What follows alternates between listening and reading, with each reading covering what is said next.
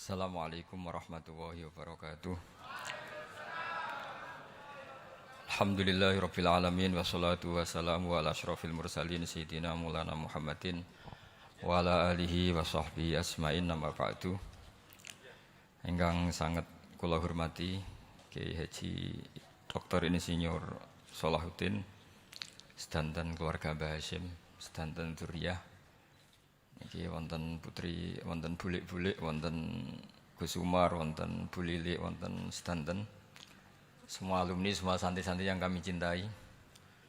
Saya ini syukur sekali karena waktunya tinggal sebentar, jadi uji nyalinya juga sebentar. Saya akan ngomong sesuai spesialisasi saya, yaitu fikih. Karena saya murid Kiai Haji Maimun Zubair yang bersanad lewat Mbah Karim sampai Mbah Hasyim, atau bersanad lewat Mbah Mun, Mbah Zubair, kemudian Mbah Fakih Mas Kumambang, juga teman Mbah Hasyim ketika sama-sama ngaji di Mekah. Saya akan mengkagumi Gus Dur dari segi fikih. Ketika Gus Dur dilengsarkan dari presiden, yang paling saya kenang dan para ulama seluruh Indonesia, mungkin seluruh dunia mengenang adalah keberhasilan Gus Dur mengelola konflik itu tidak pertumpahan darah. Itu satu prestasi yang insya Allah jadi amal beliau, semoga mendapat ridhonya Allah Subhanahu wa Ta'ala. Karena yang paling dihindari oleh Islam sebisa mungkin adalah jangan ada darah menetes, apalagi hanya demi kekuasaan. Sehingga Rasulullah SAW sampai berdamai ketika terjadi tarik ulur di Sulhul Hudaybiyah. Saat itu Suhail bin Amr memberi sekian poin yang mendikte Rasulullah, semuanya merugikan Rasulullah. Tapi tidak semuanya merugikan Rasulullah, tidak ada yang menguntungkan sama sekali. Tapi Rasulullah menuruti itu semua demi tidak pertumpahan darah. Padahal Suhail bin Amr zaman itu masih kafir. Sehingga menjadi fikih bahwa perdamaian itu harus kita jaga. Sampai ada ayat wa in janahu lisalmi fajnalaha wa tawakkal 'ala Allah. Jika mereka ingin damai, kamu harus menuruti itu. Sehingga damai itu pula yang zaman era Gus Wahid, ketika beliau menginginkan negara berdasar Islam, itu banyak di buku, termasuk beliau panitia 9 persiapan kemerdekaan, Pebuki, juga tadi Gus Salahuddin cerita. Beliau akhirnya kompromi juga dengan negara yang berbentuk Pancasila. Kemudian itu disosialisasikan era Muktamar Situbondo, yaitu Kiai Haji Ahmad Siddiq, didukung oleh Gus Dur karena zaman itu beliau kalah sepuh sama Kiai Haji Ahmad Siddiq. Jadi itu fikih yang saya menjadikan pengagum Gus Dur, karena ibadah Darul Mafasid Muqaddamun ala Jalbil Masalah adalah ibadah yang luar biasa. Berikutnya saya mohon sama Kiai Haji Salahuddin Wahid berkenan saya cara berpikir begini untuk Gus Dur. Jadi saya ini dari keluarga Kiai, saya juga senasab dengan keluarga Mbah Hasyim karena sama-sama turunan Mbah Sambu Lasem. Jadi beliau adalah Abdurrahman bin Wahid bin Hasyim bin Asy'ari bin Wahid lagi, terus bin Abdul Halim 2 sampai Mbah Sambu. Kira-kira nasabnya sama dengan saya, dengan Mbah Hamid yang dari jalur itu. Saya mau bercerita begini. Watak seorang cucu itu biasanya mengalir dari pikiran besar mbah-mbahnya atau leluhurnya. Karena setiap mbah-mbahnya pasti berdoa dzurriyyatan thayyibah, yaitu anak cucu yang baik. Saya sengaja di sini bawa kitab yang ditulis oleh Muhammad Asad Shihab, seorang Libanon. Menulis bahwa Mbah Hasyim Asy'ari adalah terhitung sebagai mujaddid, sebagai pembaharu Islam, setidaknya di Asia sini atau di Indonesia. Di sini ada kitab ini diterjemah beberapa kali, sebagian oleh Kiai Haji Mustafa Bisri, sebagian oleh Kiai Sodik Semarang. Saya punya edisi asli, edisi Arabnya, karena saya dari awal ingin ngaji sama santri-santri Tebu Ireng. Karena buyut-buyut saya itu termasuk gurunya Mbah Soleh Darat. Jadi buyut saya yang di Kudus, Pondok Damaran itu dulu Mbah Soleh Darat pernah ngaji di situ. Dan Mbah Hasyim kecil pernah ngaji sama Mbah Soleh Darat. Dan tentu biasa itu dalam ilmu sanad. Guru-guru saya indukannya di Mbah Hasyim juga pernah ngaji beberapa ulama di Pantura. Dan saya pastikan di antara perilaku atau manhaj Mbah Hasyim adalah, ini saya baca, guru-guru beliau kemudian ada perilaku yang persis ditiru Gus Dur. Jadi itu bukan sekedar bukan sekedar mitos atau kebetulan, beliau punya pilihan-pilihan yang dipilih sampai akhir hayatnya.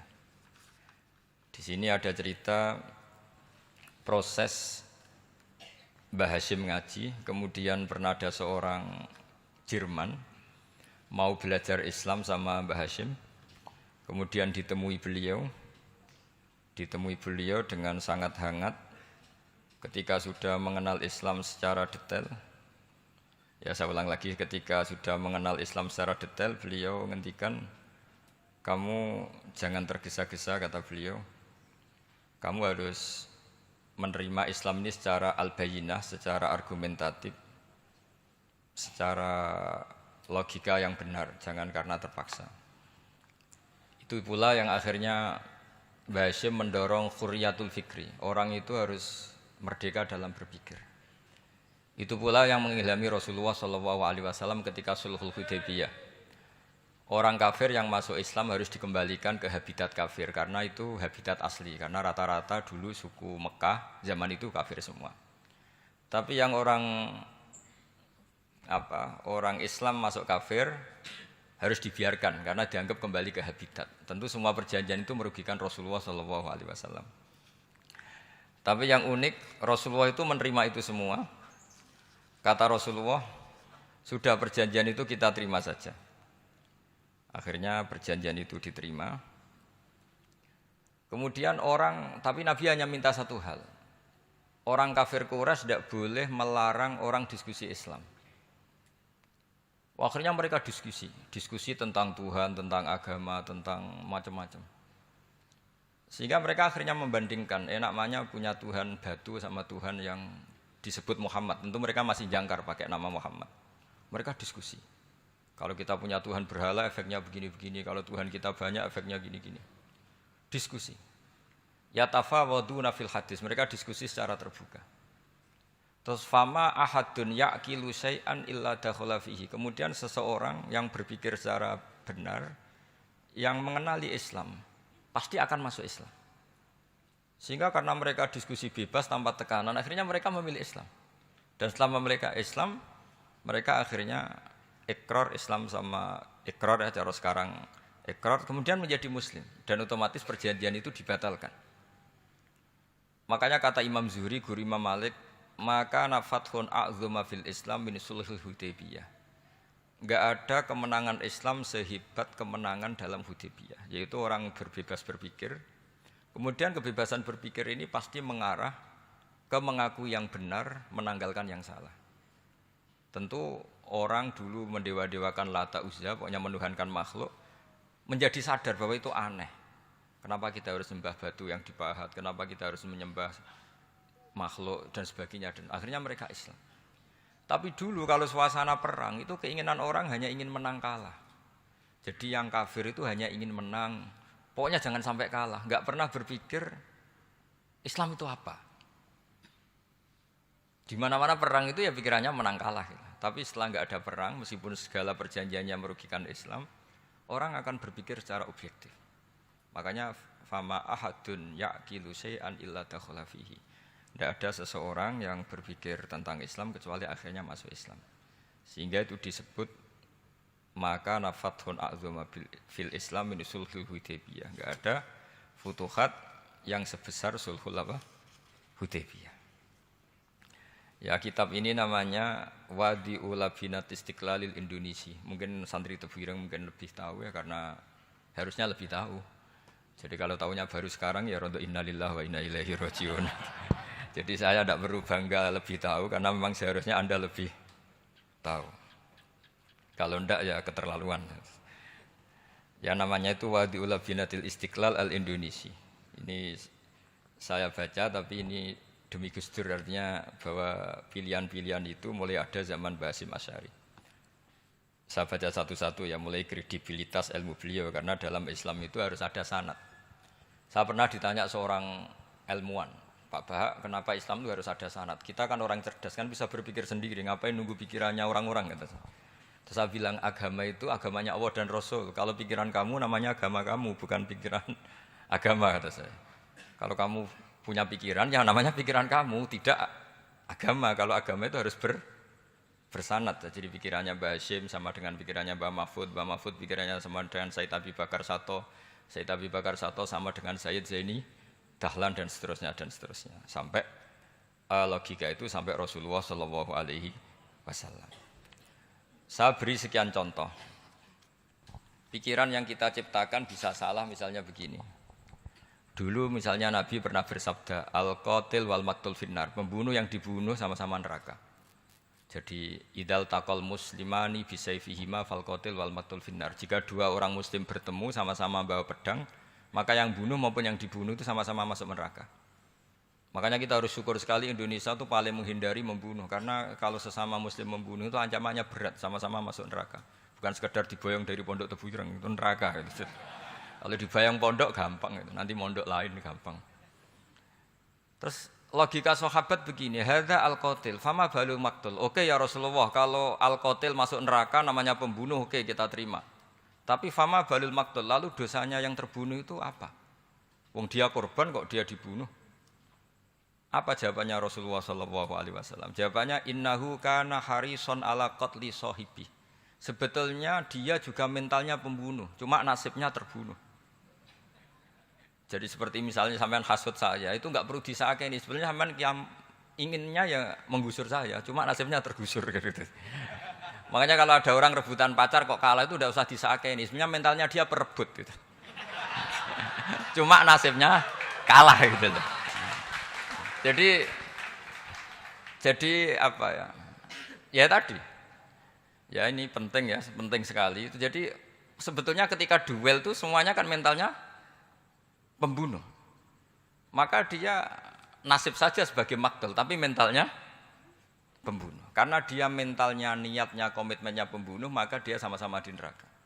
Maktul itu fakta, faktanya terbunuh, tapi mentalnya pembunuh. Sehingga hukumannya sebagai pembunuh. Sama kalau sampean berebut itu mentalnya ya perebut. Cuma nasibnya kalah atau terebut. Itu soal nasib. Ini saya baca dulu ya guru-guru Mbah Hasyim supaya clear. Selama ini yang dikenalkan beliau ngaji sama saya Mahfud, saya Khotib Minangkabau. Ini di kitab ini. Saya baca sesuai harokat yang ada di kitab ini. Nanti kalau sampai tidak cocok karena beda madhab, ya nggak apa-apa asal pinter saja. Karena baca kitab itu unik. Kadang-kadang satu guru sama guru yang lain itu beda-beda. Dan biasanya guru itu nggak mau kalah. Mbah Mun itu sering cerita, ada kiai maknani wati ini lan wit alu.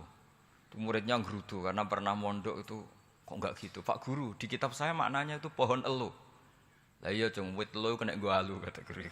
Gurunya karena gurunya enggak mau kalah itu. Ada yang guru itu salah baca wal jarodin lan lawang. Muridnya enggak terima. Pak Yai saya pernah ngaji itu maknanya walang. Lah iya walang sing ning lawang cung. Itu memang kasus makna-makna di Jawa itu banyak itu. Karena awalnya memang wis rodok bodoni. Kenapa saya bilang bodoni? Ini yang bilang Mbah Mun, makna Jawa itu ono bodoni ini. Karena watin itu kan enggak ada di Indonesia. Tapi kiai itu malu kalau enggak iso maknani. Akhirnya wati ini wet elu. Tanyakan orang pakar ahli Jawa, ya enggak tahu elu itu apa. Pokoknya butuhnya kiai itu ada lafaz ya ada maknanya. Padahal jenis itu enggak ada di Indonesia. Seperti haudat itu maknanya Kiai Jawa sekedup. Sekedup itu rumah kecil yang ada di unta zaman dulu. Di Jawa ada enggak? Enggak ada. Kalau kamu tanya orang Jawa ini apa namanya? Namanya ya rumah kecil di atas unta. Tapi Kiai Jawa dulu punya makna namanya apa? Sekedup. Jadi Kiai Jawa itu luar biasa improvisasinya. Ya rodok bodoni itu. Lah yang sering bodoni itu bab halal haram, tapi bodoni apik. Yang tidak semua bodoni itu buruk, kadang wajib. Betul ya? Ini sama tergesola. Ini karena keahlian fikih saya juga barokahnya Mbah Hasyim Asy'ari supaya beliau senang. Beliau senang karena para nabi, para wali, para ulama itu tidak meninggal. Tadi kalau Mbak Anita bilang wafat itu kalau dalam bahasa Arab wafa yafi wafaan itu maknanya nuhoni. Nuhoni itu sudah memenuhi. Jadi sebenarnya memang nggak pernah ada orang mati itu. Jadi kita punya jatah umur, jatah rezeki sudah terpenuhi semua. Namanya wafat dari kata wafa yafi wafaan. Sesuatunya sudah penuh maka diambil. Kalau roh sendiri nggak pernah meninggal. Ya roh sendiri kalau Mbak Anita bilang kita memperingati kehidupan Gus Dur ya memang hidup karena tadi nggak ada siapapun bilang orang itu mati. Orang mati itu adalah jasad, rohnya diambil dari jasad. Lah roh sendiri ini nggak pernah berstatus mati karena makanya orang Jawa semua sepakat. Wong mati ku piye? Sing nyawane dijabut, jasadnya mati, nyawanya diambil. Kemudian nyawa ini yang mengalami dapat nikmat maupun dapat azab. Sehingga keyakinan ahli sunnah wal jamaah ini perlu didoakan karena menghadapi Allah butuh topangan doa dan doa itu nggak pernah salah karena otoritas doa itu milik Allah Subhanahu wa Ta'ala. Tidak bisa kamu nyemprit Allah ini sudah akhirat loh, amal nggak ada gunanya loh, tidak bisa. Allah tetap zat yang bisa mengabulkan doa siapa saja. Sehingga ahli sunnah berpendapat doa itu yanfa'ul mayyit, doa itu manfaat untuk mayit. Sehingga Basim Asy'ari ngarang secara spesifik risalah an ahli sunnah wal jamaah. Di antara yang paling pokok adalah ad-du'a yanfa'ul mayyit, bahwa doa itu manfaat pada mayit. Ini saya hitung ya guru-gurunya Mbah Hasyim. Darus Salhat Muhammad Hasyim Asy'ari ini karangannya Asad Syihab, orang Libanon. Buku ini selesai tahun 72. Beliau lama sekali ikut ngaji di sini sama Mbah Hasyim. Tapi sebagai peneliti, beliau ke sini sudah alim. Ndak terus masih ngapalkan alif bata itu masih sudah alim. Darus Salhat Muhammad Hasyim Asy'ari fil Haramil Makki Syarif fi Makkah Al-Mukarramah alaihi ulama. Seterusnya beliau hitung ya. Amsalus Syekh Ahmad Amin Al-Attar wa Sayyid Sultan bin Hasyim wa Sayyid Ahmad Zawawi. Ya dihitung ya sudah berapa itu. Tapi beliau ke sana sudah alim loh, jangan sampean kira kalau sampean ke sana itu jadi TKI repot nanti itu. Itu kata Mbah Mun kalau ada orang mau mondok Mekah, apa mondok Mekah wis alim dereng. Kersane pinter bahasa Arab, Pak. Bakul es neng Arab pinter bahasa Arab kata. Jadi kalau sama orang belum alim mondok di Mekah itu agak duka beliau. Ya, Syekh Ahmad Amin Al-Attar, wa Sayyid Sultan bin Hasyim, wa Sayyid Ahmad Zawawi, wa Syekh Ibrahim Arab, wa Sayyid Ahmad bin Hasan Al-Attar, wa Syekh Said Al-Yamani. Ini yang gurunya Mbah Zubair juga, guru-gurunya keluarga sarang, wa Sayyid Husain Al-Habsyi. Ini mbah-mbahnya keluarga Habib Anis Solo. Jadi ya pokoknya keluarga besar Solo karena kita tahu Habib Anis itu bin Alwi bin Ali yang punya simtud Duror bin Muhammad bin Husain. Alladzi tawalla mansibal iftah hatta wafatul maniyah wa Sayyid Bakar Sato. Ini yang ngarang Anatul Thalibin. Wa Syekh Rahmatullah wa Sayyid Alawi bin Ahmad As-Segaf. Ini yang ngarang Tarsihul Mustafidin. Kita tahu sarah i'anah paling terkenal adalah dua I'anatul Thalibin dan Tarsihul Mustafidin. Itu dikarang oleh Alawi bin Ahmad As-Segaf. Terus wa Sayyid Abbas Al-Maliki. Itu banyak Sayyid Muhammad. Karena kita tahu Sayyid Muhammad adalah Muhammad bin Alawi bin Abbas ya, Muhammad bin Alawi bin Abbas. Itu juga gurunya Mbah Hasyim, wa Sayyid Abdul Az-Zawawi, wa Syekh Saleh Bafadl, wa Syekh Sultan Hasyim Daghestani. Jadi selain guru-guru di Indonesia termasuk Mbah Mahfud Termas, Syekh Khotib Al-Minangkabu, beliau punya guru-guru itu yang saya sebut. Lalu barokahnya guru-guru itu ya, barokahnya guru-guru itu Mbah Hasyim berpikir seperti itu dan berpikir seperti itu yang mengilhami Gus Wahid, kemudian Gus Wahid mengilhami Gus Dur. Kenapa saya cerita ini? Supaya kamu tahu bahwa pikiran-pikiran besar Gus Dur itu ada sanadnya. Jangan sampai kamu berpikir Gus Dur cerdas muka kan delok film lah terus gue delok film kan ya repot gitu. Jadi makanya ini karena banyak juga yang cerita Gus Dur sebagai budayawannya, sebagai demokratnya, sebagai pluralisnya. Yang cerita itu kan sudah ada, masa saya disuruh cerita itu lagi? Jadi kalau sampean saya cerita itu lagi kan coro Jawa tahsilul hasil. Jadi itu tidak bidang saya. Bidang saya akan melihat Gus Dur sebagai cucu Mbah Hasyim siapa? Asy'ari. Ini saya baca ya. Ini bahasa Jerman tapi sudah diagak-agak Arabkan. Ma'al Muhandis Karel von Schmidt. Ini Mbah Hasyim. Jangan kira yang pernah berkawan ya bersosialisasi dengan non muslim itu mulai Gus Dur. Mulai Mbah Hasyim ini di halaman 108 kitab tadi Wadi'ul Labinati Istiqlal Al-Indonesia. Kitab ini boleh sampean gasap kok. Nanti setelah ini tak bawa pulang atau sampean gasap enggak apa-apa. Ini santri-santri tebu ireng enggak apa-apa. Siap ya? Ya nanti bisa dibajak. Lakot kan seterusnya hakon ziyarati alam Muhammad Hasyim wa kana dzalika fi yaumini 7 Juli tahun 1936. Fi maqorihi Tebu Ireng.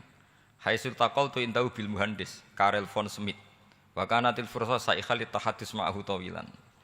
Terus setelah itu ini ceritanya muallif menangi Mbah Hasyim diskusi sama orang orientalis. Ini kata muallif wa hadhil uqdatu takunu aqidatan wa hiya uqdatul mustasyrikin fa kullu shay'in ya'ti minal ghurbiyin wal irobiyyin wa Eropa ya'tabirunahu dasisah. Jadi zaman itu Mbah Hasyim itu sering punya tamu dari Eropa, dari barat, dari macam-macam. Sumastatrodal muhandis fa terus seterusnya sampai nah ini cerita saja betapa Mbah Hasyim itu perkawanannya luas sekali. Terus ini cerita akhirnya orang ini sampai masuk Islam. Ketika masuk Islam di antara pesannya Mbah Hasyim, saya ulang lagi di antara pesannya siapa?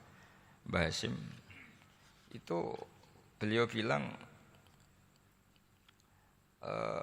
kamu harus dipikir-pikir lagi katanya. Itu kan satu kearifan Mbah Hasyim ini saya baca karena saya takut ditegur ini, saya juga nunggu surat kok tidak datang-datang ini kok. Supaya cepat selesai. Ini bebas. Kalau ada surat malah kebenaran ini karena sudah mulai nyari-nyari. Ya jadi saya mohon nanti kitab ini bisa dikaji di sini. Nanti saya tinggal di sini ada cerita-cerita sampai beliau berteman orang Eropa, terus beliau macam-macam sampai terus saya teruskan. Summa arsalatku syirka ila Indonesia amni 1929 watana qala fi kasir minal mudun wa makata akhiran fi madinati Surabaya bi Jawa Syarqiyah wa min huna bada'atil hidayah wa taufiq taqudanihi ilal khairi. Hadas lautil hadis bil amil alladhi yakti fatratas tiraq. Jadi orientalis tadi ketika berteman Mbah Hasyim lama-lama tertarik oleh Islam. Ketika mulai tertarik dengan Islam, wa sya'ara bil istiqra aruhi wal amni tam wa kaifa ya'budu rabbahu ibadatan hakikiyah. Terus mulai tertarik dengan Islam, terus konsultasi sama Mbah Hasyim. Jadi tertariknya barokahnya Mbah Hasyim. Orang ini kemudian wabakiyal muhandis itu insinyur Karel von Smith fi Indonesia hatnan dalatil harbul alamiyah sehingga perang dunia kedua selesai wa indama qawamal Indonesiun didal hukmil al-Hollande fi harbil istiqlal am wa kana al-muhandis fi sufil Indonesian dafa'u islamuhu li syarika sak terus. Terus ini saya cerita jadi Mbah Hasyim pernah mengislamkan orang Belanda, orang Jerman. Orang apa? Orang Jerman, terus orang ini hidup di Hamburg. Sampai akhirnya beliau dakwah Islam di sana. Jadi ini penting ya supaya sampean tahu bahwa Tebu Ireng mulai dulu adalah komunitas internasional. Ya, Tebu Ireng mulai dulu adalah komunitas internasional. Jadi terus ketika ngadepi Indonesia yang dijajah, ini Mbah Hasyim bersama kawan-kawannya sepakat iktikaf di Multazam. Ini saya baca ya. Wa akhiran istama'a ma'a nukhbatin min haula'i talaba min zalama alaihi al-had Muhammad Hasyim ala ayata'ahadu wa yaqumu bi amalin fi lailatin lailan min laili syahri Ramadan. Al-mu'azzam istama'a haula'i talaba waladina yantamuna ila iddati qawamiyatin. Qawamiyah itu kalau bahasa sekarang perlawanan min Afrika wa buldani janubi Asia, Asia Tenggara wa Asia al-Wusta, Asia Tengah wal buldan al-Arabiyah wa kana al-had Muhammad Hasyim Asy'ari ahadahum wa waqafu jami'an amamal multazam bil Ka'batil musyarrafah wa ahadu wa aqsamul yamin ala yakum bil jihad fi sabilillah li ilahi kalimatil Islam wa tauhidil muslimin binasril ilmi wa tau'iyah wa tafaqquh fiddin talaban lil mardatillahi ta'ala la yarjuna min wara'i dzalika malan wala mansiban li anfusihim. Jadi sebelum beliau pulang ke Indonesia, itu komunitas Asia Tengah, Asia Dekat, Asia Jauh, semuanya dijajah karena Mesir dijajah Prancis, yang Burma dijajah ini, yang Indonesia dijajah ini, semuanya berdoa di Multazam. Intinya Mbah Hashim itu patriotik betul, patriotik betul. Tapi ya religius betul, beliau berdoa di Multazam, beliau menyanggupi siap jihad melawan penjajah, tapi saat itu juga berikrar kalau semua itu tidak untuk nyari pangkat. Makanya saya yakin Gus Dur adalah orang saat jabat presiden karena supaya Indonesia tidak chaos. Buktinya apa? Ketika beliau dilengsarkan ya santai saja. Wong ngajine wa mal hayatud dunya illa mataul ghurur. Jadi ya santai saja itu. Enggak jadi masalah. Terus kitab ini menerangkan, ini saya baca ya. Li khidmati dual alladziina laha musta'maratun. Musta'marat itu dijajah mislu Holanda wa Inggris wa Rusia wa Pernisa wa fi hadzal amri bidzat ara anna 'alal muslimin wal mas'ulin khususan. Ini intinya ulama-ulama yang dari timur jauh kemudian sowan ke Mbah Hashim minta fatwa karena negara-negara mereka juga dijajah. Jadi dulu orang dari Jerman, dari mana-mana belajar Islam juga sama Mbah Hashim. Yang negara-negara Asia Timur, Asia Dekat itu juga kalau konsultasi kemerdekaan juga sama siapa? Mbah Hashim. Jadi uniknya kitab ini ditulis oleh orang Libanon. Jadi orang Libanon itu saking penasarannya sama Mbah Hashim Asy'ari itu datang ke sini. Ya datang apa? Datang ke sini untuk belajar sama Mbah Hashim. Dan di antara belajar itu kemudian sampai sini ternyata tamu-tamunya Mbah Hashim dari berbagai negara. Mulai yang konsultasi cara memerdekakan negaranya karena mengalami dijajah sampai cara belajar Islam yang benar, termasuk tadi yang Karel von Schmidt tadi yang masuk Islam karena konsultasi sama Mbah Hashim, padahal dia orang Jerman. Terus di antara kelebihannya Mbah Hashim ini juga ditiru Gus Dur, wal haju Muhammad Hashim la yajidu kharajan ayuna kisau sami' wal mukhatab bal yurahibu bidzalik. Mbah Hashim orang yang enggak tersinggung ketika pendapatnya ditentang atau digugat oleh lawan bicaranya. Beliau santai, tidak terus ya tidak berontak, ya santai aja. Enggak terus angger dibantah, membantah kiai kualat, enggak, itu enggak ada sanadnya. Nah ini saya pastikan ya bahwa kehebatan Gus Dur itu kita enggak lepas dari barokahnya siapa? Mbah Hashim. Sekaliber Rasulullah SAW sebagai Sayyidul Khalqi, Sayyidul Anbiya al-Mursalin, beliau yang ngakui ana da'watu Ibrahim wa bisyaratu Isa. Aku hebat ngene iku barokah dongane Nabi siapa? Ibrahim. Maka ini sesuatu yang saya tekuni, jadi enggak salah kalau bicarakan Gus Dur ya harus bicarakan Mbah Hashim. Sama bicarakan Nabi Muhammad SAW juga harus membicarakan Jadduhul A'la yaitu Ibrahim alaihissalam. Jadi ini kitab bisa dipakai atau digasap ya enggak apa-apa. Artinya gini, gasap itu kalau saya ada ridho jadinya gasap, kalau ridho ya jadinya boleh. Dan menjadi gasap kalau enggak dipelajari. Ya, jadi kalau enggak terus tinggo jimat itu kita Gus Bah sakti, wah ya repot makanya ini. Nah kalau dipakai itu gasap. Tapi kalau nanti didiskusikan sama teman-teman, kemudian menjadi baik, menjadi luar biasa, saya ikut ngamal. Terus saya ulang lagi, saya teruskan. Ittisolatuhu. Ittisolatu itu komoditas beliau. Lahu ittisolatun wasi'atun wa mukatabatun ma'a katsirin min zu'ama'il alam al-islami fi dzalikal ahdi. Binahum Asy Abdul Aziz As-Sa'alibi wa Sayyid Diyauddin wa Syairozi Adwul Injil terus.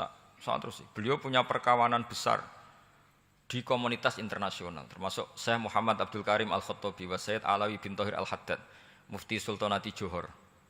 Ya, beliau berkawan dekat sama muftinya kerajaan Johor, wa Muhammad Ali wa Syaukat Ali bil Hindi, wa Muhammad Ali Jana Muhammad Iqbal.